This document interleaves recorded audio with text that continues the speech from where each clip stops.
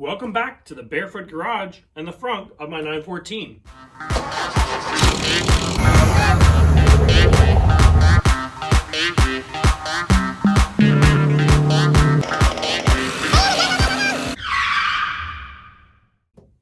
If you saw our garage update, you heard me say that after taking the car out for a spin, we had an issue with the fuel pump. It didn't look like the fuel pump was running and I was getting no pressure. So I messed with some relays and it came back on, but we're gonna take a look at the fuel system. So I do have an update on the fuel system for you guys, how it's been working since I did a pump relocation, since I did those heat shieldings.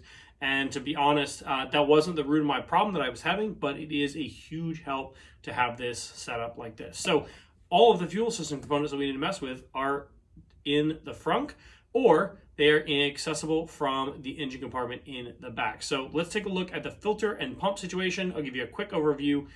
You can check out our longer video here for that. And we're gonna change the filter or clean the filter. It's a stainless cleanable filter now, and then we will go take a look at the back of the car. This is the setup for my front pump. I know some folks mount it on the other side of this wall, but I really wanted it accessible and I really wanted a really nice Aeromotive style filter. So what you're seeing here is a Bosch stock style pump and a 100 micron filter from Aeromotive.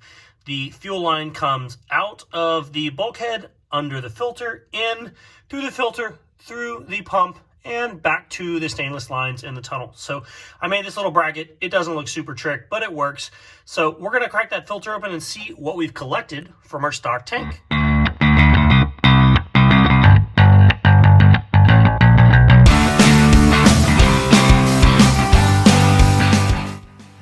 Well, this happened exactly as I expected. The tank level is higher than the level of the filter, so we get a little bit of a gravity feed. When I removed the filter, I was hoping there might be a check valve, but there's not. So as soon as that filter's off, it just gushes gasoline. So we're gonna definitely have to air this out before we take it for a ride. I have pinched that line off. I don't like to do that, but temporarily it is there just enough to keep the filter from housing from overflowing. This is our stainless steel filter, and I'll be honest, it looks totally clean. So we'll blast this out and we'll take the filter housing up to the bench, take a look at what we've collected. So we're up on the bench, and this is our 100 micron stainless, made in the United States filter. And as I look through the pleats, I don't see anything generally of concern. But if we take a look in the housing, you can just see the debris in the bottom of that. So let's dump this out and see what we can come up with.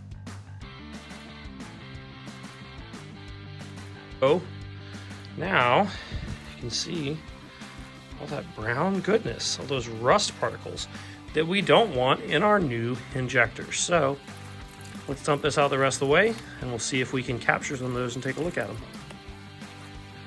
Sorry, it's hard to catch on the camera. That's the best view I can give you of the rust particles in the bottom of there. Let's clean it out and put it back in.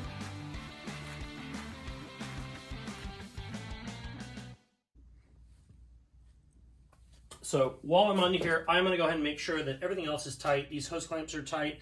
I don't have any leaking from the fitting. This filter housing is tight. My ground, my power wire are tight.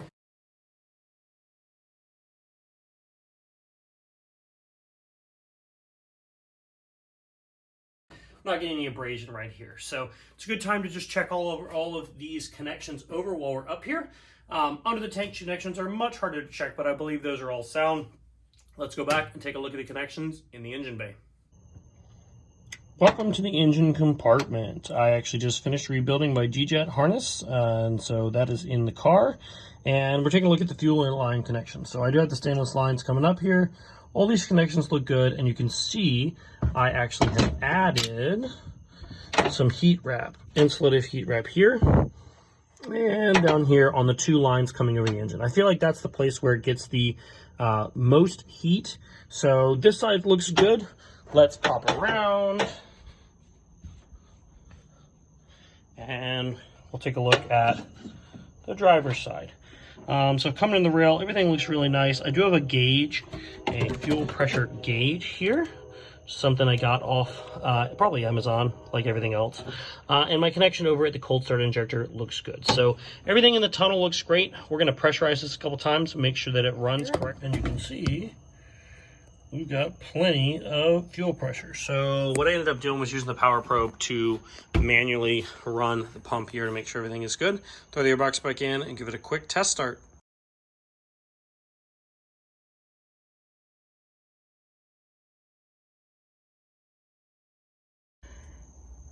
So that's a wrap on the fuel system checkup for the 914. Took a look at the front pump, that new stainless aeromotive filter. Checked our connections in the back, everything seems fine. The only thing that was a little bit weird is that filter holds so much fuel that to prime it, I ended up using the power probe and just running it for 30 or 40 seconds. Could be hard to prime if you're still running the D-Jet because it only runs it for a couple seconds at a time before it starts the engine. So the 914 is looking good. We got a couple other small things coming for that, but first, let's take your opinion on some new mats. It's time for some cocoa mats, like any good Porsche. So I have a plaid and a kind of a tan type leather here. And this is what my carpet looks like. Which one do you think we should pick? 1, 2, 3, 4. Tell me your vote on the cocoa mats, and we'll see what's coming. Thanks for tuning in, everybody. Stay tuned to the Barefoot Garage here on YouTube. Like and subscribe, and check us out on Instagram between episodes at Barefoot Garage Jacks.